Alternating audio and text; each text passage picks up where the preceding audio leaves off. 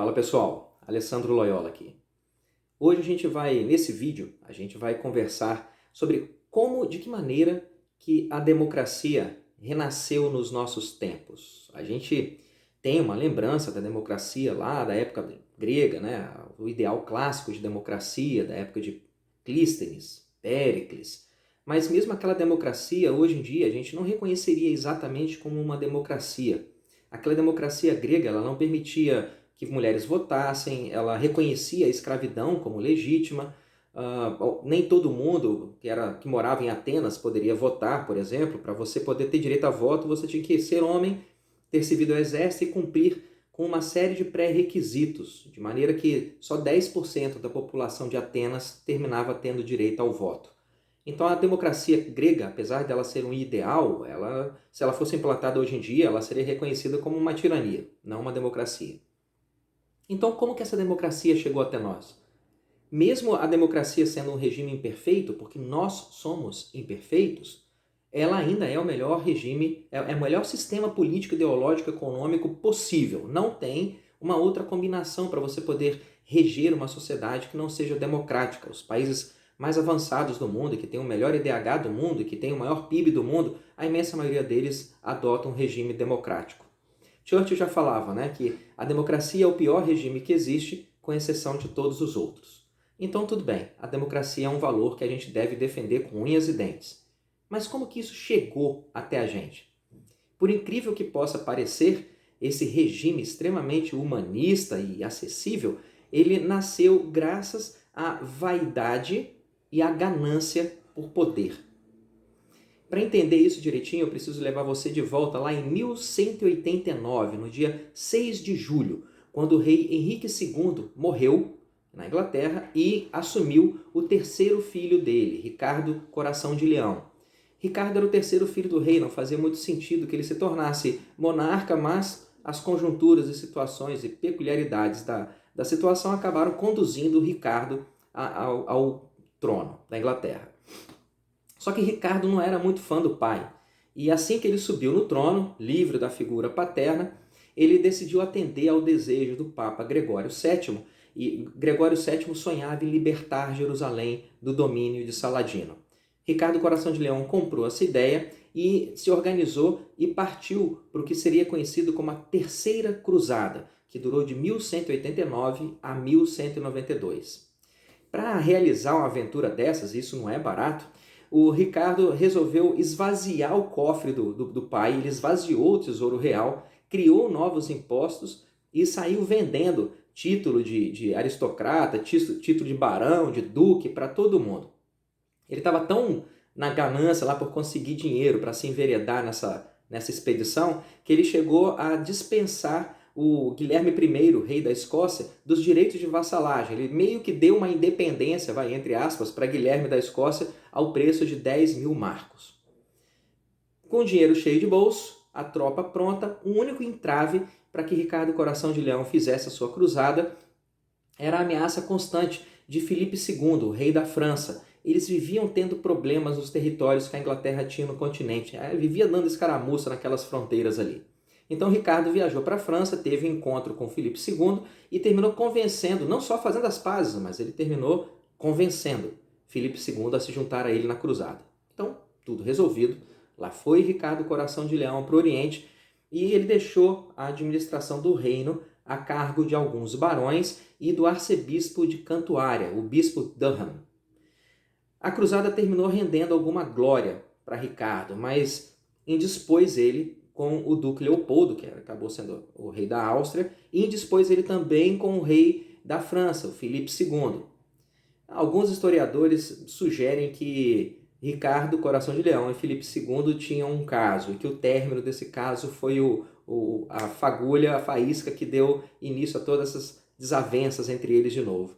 Eu não estava lá, eu não posso entrar nesse mérito, mas fica aí a dica, quem sabe. Enfim, quando Ricardo estava retornando da empreitada dele lá nas cruzadas, no Oriente, o navio dele acabou naufragando. Ele foi obrigado a ir caminhando a pé até a Saxônia.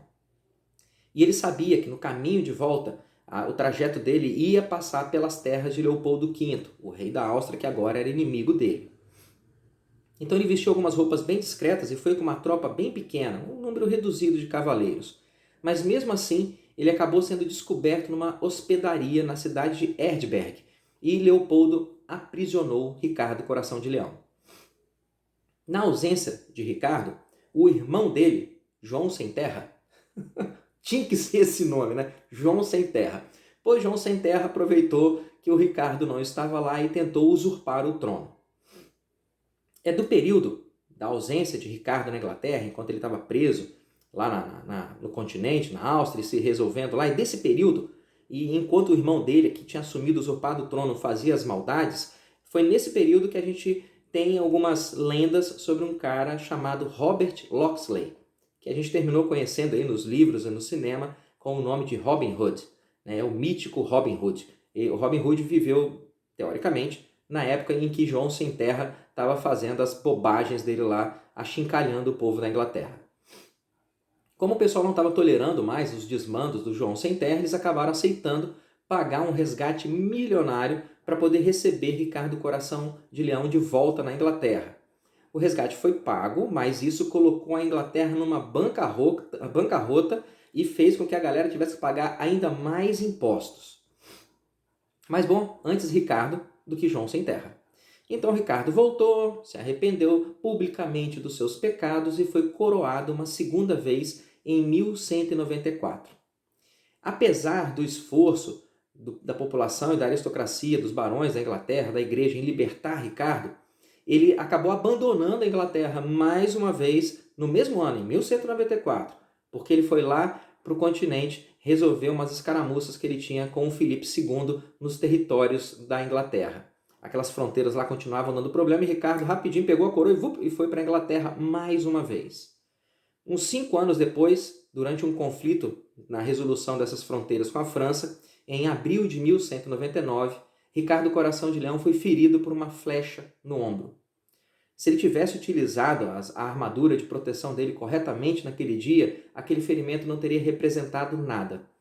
Se ele não tivesse sido tão vaidoso, egocentrado e imprudente, ele teria usado a armadura e não teria levado a flechada. Como ele era um cara muito vaidoso, egocentrado e imprudente, ele não usou a bendita da armadura, tomou a flechada e terminou falecendo sem deixar descendentes. Quem foi que aproveitou de novo a vaga do trono para poder dar um pulinho lá e botar a coroa na cabeça? O João Sem Terra. E João, agora que ele foi coroado oficialmente rei da Inglaterra, ele se revelou um tirano da pior espécie. Os barões e o pessoal da igreja, que já não estava aguentando mais essa bagunça toda, eles se revoltaram e obrigaram João Sem Terra a assinar, em 15 de junho de 1215, a Magna Carta Libertum. A Magna Carta ela tinha 63 artigos e basicamente o que ela fazia era limitar a capacidade de arbitrariedade real. A partir da Carta Magna, ficou decidido que o monarca não poderia aumentar impostos sem o consentimento de um conselho formado por representantes do clero e da cidade de Londres. Também ficou garantido maior liberdade para as cidades e para as igrejas, para poder manusear os orçamentos e fazer seus investimentos. E se tornou proibido prender qualquer homem sem julgamento. A implantação desses e de outros direitos que foram estabelecidos pela Magna Carta acabou sendo facilitada porque João Sem Terra morreu no ano seguinte à publicação da carta e o sucessor dele, Henrique III, tinha só 9 anos quando ele foi coroado. E, obviamente, para assumir a coroa, os barões e a igreja forçaram ele a respeitar solenemente a Magna Carta. Em 1258, os barões ingleses aumentaram ainda mais a redução do poder real, por meio de alguns textos chamados Provisões de Oxford. A coroa foi colocada sob a tutela de algumas comissões que eram compostas pelos barões. Então, depois de mais de 1500 anos do auge da democracia na Grécia Antiga, a Carta Magna e as Provisões de Oxford, que foram promulgadas na Inglaterra medieval, esses documentos representam a primeira semente, o primeiro sinal do Estado de Direito, daquilo que agora, no século XXI, a gente acostumou a chamar de democracia. É muito legal pensar que talvez a gente não tivesse nada disso se não fossem as cruzadas, as ganâncias por poder de alguns barões e a vaidade luxuriante de um sujeito que diziam ter um coração de leão. É isso aí, pessoal. Essa foi a dica de hoje. Eu espero que tenha sido um bom papo. Um abraço.